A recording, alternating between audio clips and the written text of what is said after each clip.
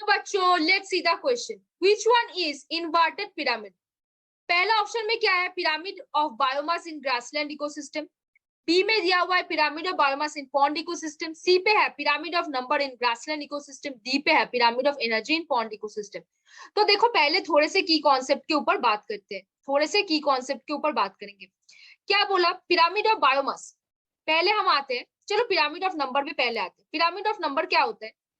Number of organism in each trophic level, in each trophic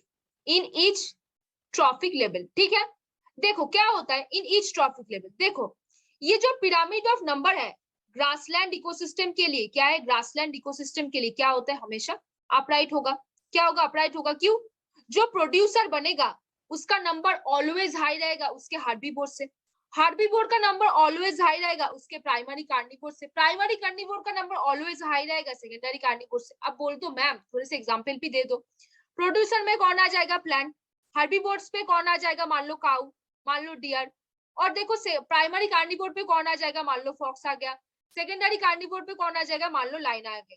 चलो अभी next point पे बात करेंगे। कौन से नेक्स्ट पॉइंट पे?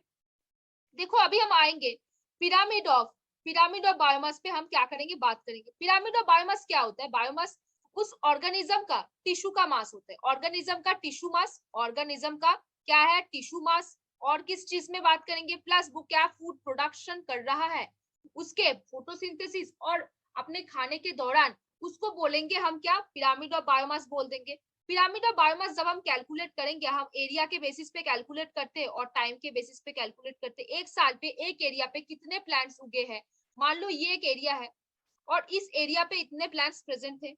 अभी मान लो उसका टोटल वेट था 100 केजी। अभी मान लो एक साल बाद आएंगे तो उसका अगर 1000 केजी हो जाता है तो वो जो 900 केजी था, उस 900 केजी को हम क्या बोल देंगे, प्रोडक्टिविटी। और जो ये 1000 केजी होगा उसको हम बायोमास बोलेंगे। समझ में आ गया? अभी देखो पिरामिड और बायोमास अगर हम ग्रासलैंड की बात करते हैं तो वो ऑलवेज अपराइट होगा। क्यों अपराइट होगा? क्योंकि हमने नंबर के बेसिस पे भी देखा था वो हमेशा अपराइट था। लेकिन अगर हम एक्वाटिक इकोसिस्टम के ऊपर बात करते हैं, एक्वाटिक इकोसिस्टम पे क्या होता है, जो बेस होता है वो फाइटोप्लैंक्टन ने बनाया होगा, क्योंकि वो क्या होते हैं, प्रोड्यूसर होते हैं, तो वो थोड़ा सा होते हैं। जू प्लैंक्टन उससे थोड़े से ज्यादा होते हैं। क्या होते हैं, जू प्लैंक्टन उससे थोड़े से ज्यादा होते हैं। फिर आ जाते हैं फिश, फिर फिश को खाने वाले बड़े बड़े फिश आते हैं। तो ये पिरामिड क्या होता है, स्पिंडल शेप होता है, ये अपराइट नहीं हो पाता। कैसा हो जाता है, इन्वर्टेड हो जाता है। कैसा हो जाता है, इन्वर्टेड हो जाता है। क्यों? फाइटोप्लैंक्टन जो होता है, जो पानी में खाना बनाते हैं, उसका नंबर क्या होता है, कम होता है। किससे? जू प्लैंक्टन जो फाइटोप्लैंक्टन को खाते हैं। अभी जू प्लैंक्टन को खाने वाले कौन प्रेजेंट होते हैं, जू प्लैंक्टन खाने वाले फिश होते हैं। जो जू प्लैंक्टन से उसका नंबर ज्यादा होगा। अभी इस फिश को कौन खाएगा, बड़ा फिश, उसका नंबर ज्यादा होगा। नंबर ज्यादा होगा तो बायोमास ऑलरेडी बढ़ेगा, क्योंकि टिश्यू का मास भी क्या हो रहा है, बढ़ रहा है।